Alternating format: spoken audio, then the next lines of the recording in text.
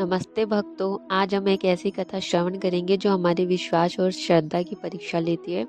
यह कहानी है संकट चौथ यानी तिलकुटा चौथ की। एक ऐसी माँ की कहानी जिसने मन्नत तो मांगी पर उसे पूरा करना भूल गई, और फिर गणेश जी ने उसे कैसे एहसास दिलाया कि भक्ति में संकल्प का क्या महत्व है। अगर आप भी अपनी संतान की लंबी उम्र और घर की सुख समृद्धि चाहते हैं तो इस कथा को अंत तक पूरे भाव से सुनिएगा। प्रेम से बोलिए संकट चौथ माता की जय, श्री गणेश देवा की जय। तो आइए शुरू करते हैं कहानी।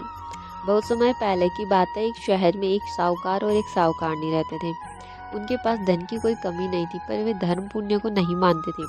शायद इसी कारण उनके आंगन में किसी बच्चे की किलकारियां नहीं गूंजी थी। एक दिन साहूकारनी अपने पड़ोसन के घर गई। वहाँ पड़ोसन बड़ी श्रद्धा से संकट चौथ की पूजा कर रही थी। साहूकारनी ने उत्सुकता से पूछा, बहन तुम ये क्या कर रही हो? पड़ोसन बोली, आज चौथ का व्रत है, मैं उसकी कहानी सुना रही हूँ। साहूकारनी ने फिर पूछा, इस व्रत को करने से आखिर क्या मिलता है? पड़ोसन ने मुस्कुराकर कहा, इसे करने से अन्न धन सुहाग और पुत्र सब कुछ मिलता है।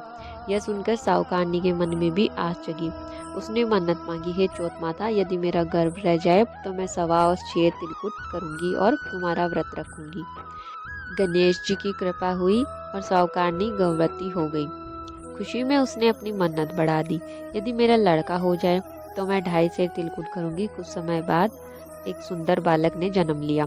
तब साहूकार ने फिर बोली, हे चौथ भगवान, जब मेरे बेटे का विवाह होगा तब मैं 5.25 का तिलकुट करूंगी। वक्त बीतता गया, बेटा बड़ा हुआ और उसका विवाह तय हो गया। बेटा बारात लेकर विवाह करने चल दिया, लेकिन अफसोस, साहूकारनी अपने अहंकार और व्यवस्था में तिलकुट करना भूल गई। उसकी इस भूल से चौथ देव क्रोधित हो गए। उन्होंने अपनी माया रची और फेरों के बीच से दूल्हे को उठाकर एक ऊंचे पीपल के पेड़ पर बिठा दिया। बारात में हाहाकार मच गया। सब दूल्हे को बहुत खोजा पर वह कहीं नहीं मिला। हारकर सब अपने अपने घर लौट आए। पर जिस लड़की से विवाह होने वाला था वह दुखी मन से अपनी सहेलियों के साथ गणगौर पूजने गई थी। जैसे ही वह एक पीपल के पेड़ के पास पहुंची, ऊपर से एक आवाज आई, ओ मेरी अर्धव्याई। वह लड़की डर गई और धीरे धीरे चिंता में सूखकर कांटा होने लगी। रोज ऐसा ही होता था। जब उसकी माँ ने पूछा कि तू सूख क्यों रही है, तब उसने बताया कि पीपल के पेड़ से एक सहरा बांधा हुआ आदमी उसे अर्धव्याई कहकर पुकारता है। माँ ने जाकर देखा तो वह दंग रह गई। वह तो उसका दामाद था। जब माँ ने पूछा कि आप यहाँ क्यों बैठे हैं, तो साहूकारनी का बेटा बोला, मेरी माँ ने चौथ का तिलकुट बोला था पर किया नहीं, इसलिए माता ने मुझे यहाँ बैठा दिया। लड़की की माँ तुरंत साहूकारनी के पास पहुंची और सारी बात बताई।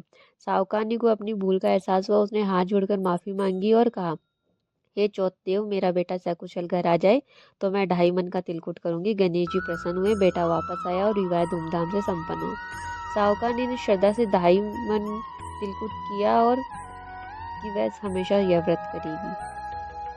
हे संकट चौथ, जिस तरह अपने साहूकारनी को उसके बेटे बहू से मिलवाया, वैसे ही इस कथा को कहने और सुनने वाले सभी भक्तों की मनोकामना पूरी करना और सबका भला करना।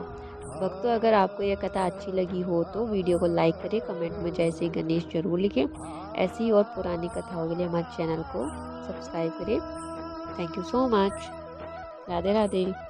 सब बोलो संकट चौथ माता की जय, श्री गणेश भगवान की जय।